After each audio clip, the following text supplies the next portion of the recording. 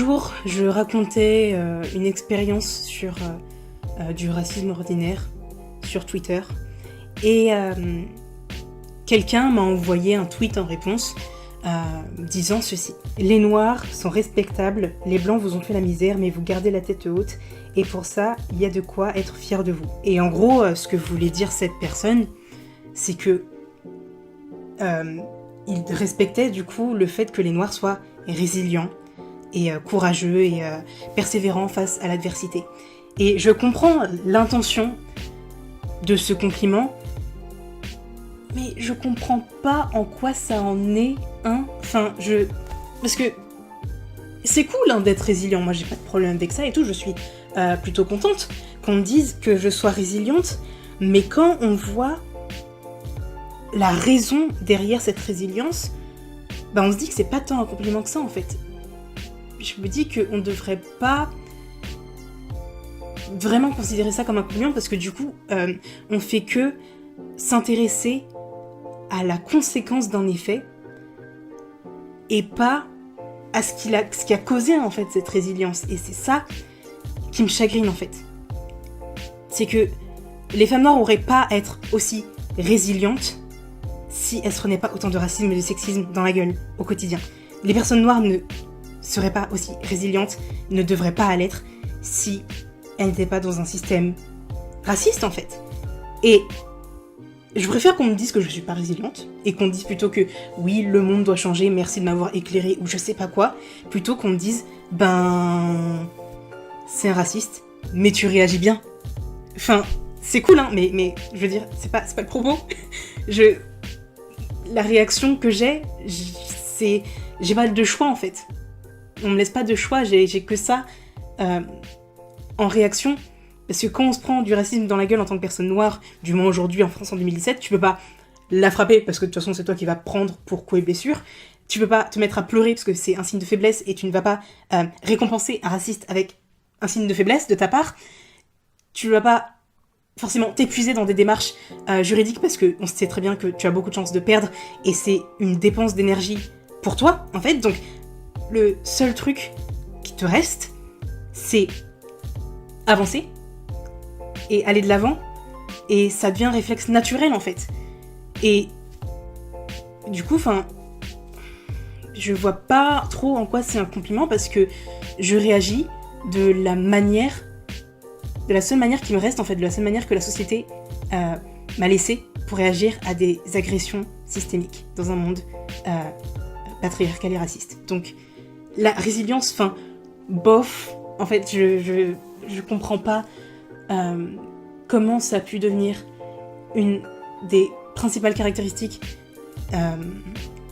des personnes noires, et en particulier, comme j'ai dit, des femmes noires, parce qu'on dit toujours que oui, les femmes noires sont fortes, elles portent le monde sur les épaules, qu'elles sont les piliers du monde et qu'elles sont fortes, et j'ai pas envie, en fait, et je pense pas être la seule, en plus, je pense que surtout c'est ça, j'ai pas forcément eu le choix d'être forte, en fait, c'est pas un truc que j'ai choisi d'être. On pourrait me dire, par exemple, comme compliment que j'apprends vite, que je suis patiente, je sais pas, que j'arrive à toucher mes orteils avec mes mains, je ne sais pas, mais être forte, pour moi, c'est comme respirer. Parce qu'encore une fois, on n'a pas eu le choix. Et le fait de me complimenter sur ça, c'est renvoyer au fait que tu fais comme tu peux. Et voilà, tu respires et cool.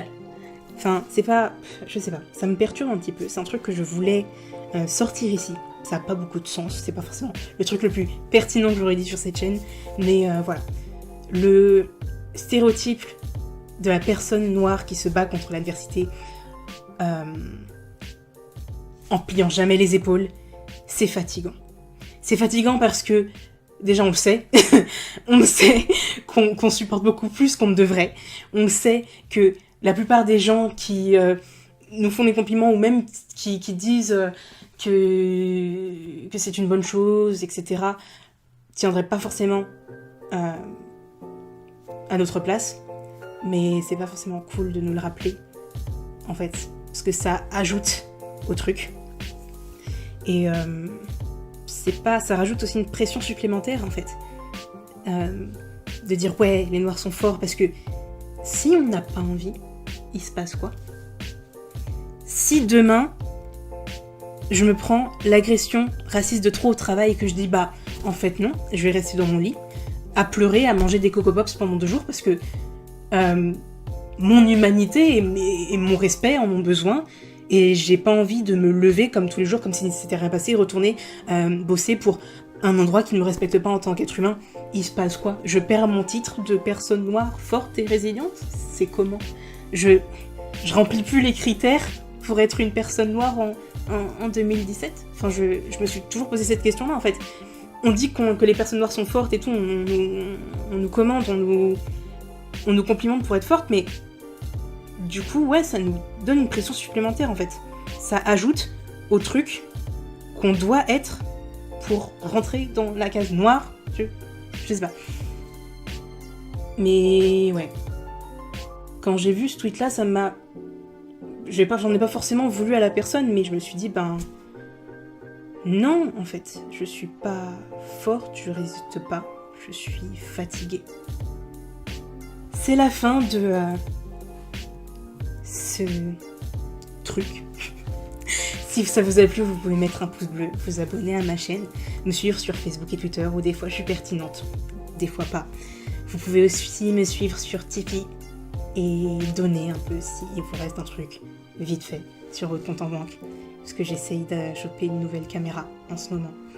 Et voilà. Et moi je vous dis à la prochaine. Salut!